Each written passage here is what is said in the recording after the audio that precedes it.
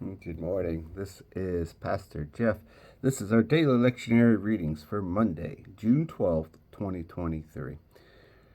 With it being Monday, we're reflecting back on Sunday. Our psalm reading is going to be Psalm 40, 1 through 8. Our Old Testament reading is going to be Leviticus chapter 15, verses 25 through 31, and chapter 22, verses 1 through 9. With it being in the Message, that might be expanded just a little bit.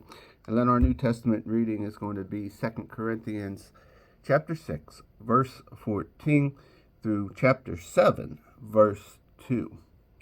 And as mentioned, we are going to be listening in on the Message. So here we go. Psalm 40, 1 through 8. I waited and waited and waited for God. At last he looked. Finally, he listened. He lifted me out of the ditch, pulled me from the deep mud. He put me up on a solid rock to make sure that I would not slip. He taught me how to sing the latest God song, a praise song to our God. More and more people are seeing this. They enter the mystery, abandoning themselves to God. Blessed are you who gives yourself over to God. Turn your back on the world's sure thing. Ignore what the world worships.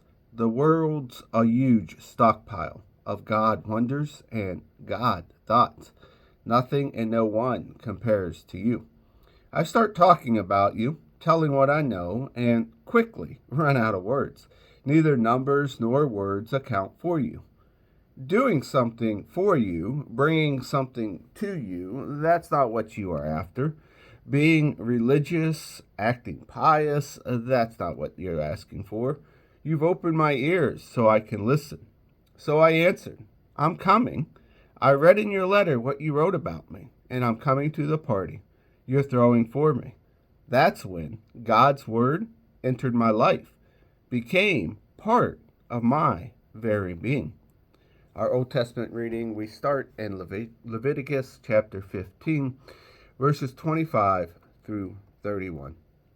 If a woman has a discharge of blood for many days, but not at the time of her monthly period, or has a discharge that continues beyond the time of her period, she is unclean, the same as during the time of her period. Every bed on which she lies during the time of the discharge and everything on which she sits becomes unclean, the same as in her monthly period. Anyone who touches these things becomes unclean and must wash their clothes and bathe in water. He remains unclean until evening. When she is cleansed from her discharge, she is to count off 7 days. Then she is clean. On the 8th day, she is to take 2 doves or 2 pigeons and bring them to the priest, to the entrance of the tent of the meeting.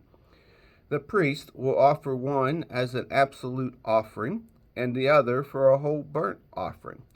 The priest will make atonement for her in the presence of God of the discharge that made her unclean. You are responsible for keeping the people of Israel separate from which makes them ritually unclean, lest they die in their unclean condition by defiling my dwelling, which is among them.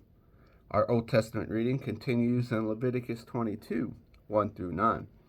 God spoke to Moses, tell Aaron and his sons to treat the holy offering that the Israelites consecrate to me with reverence, so they won't desecrate my holy name. I am God. Tell them from now on, if any of your descendants approach in a state of ritual uncleanness, the holy offerings that Israelite consecrates to God will be cut off from my presence. I am God. Each and every one of Aaron's descendants who has an infectious skin disease or a discharge may not eat of any of the holy offerings until he is clean.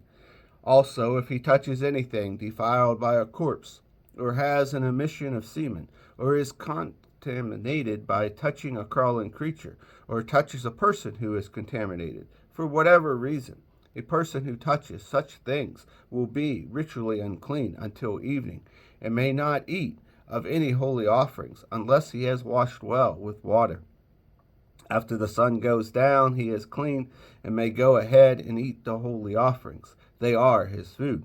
But he must not contaminate himself by eating anything found dead or torn by wild animals. I am God. The priest must observe my instructions, lest they become guilty and die by treating the offerings with irreverence. I am God who makes them holy.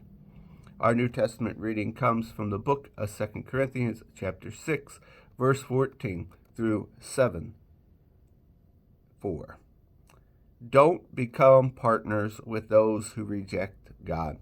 How can you make a partnership out of right and wrong? That's not partnership, that's war. Is light best friends with dark? Does Christ go strolling with the devil? Do trust and mistrust hold hands? Who would think of setting up pagan idols in God's holy temple? But that is exactly what we are.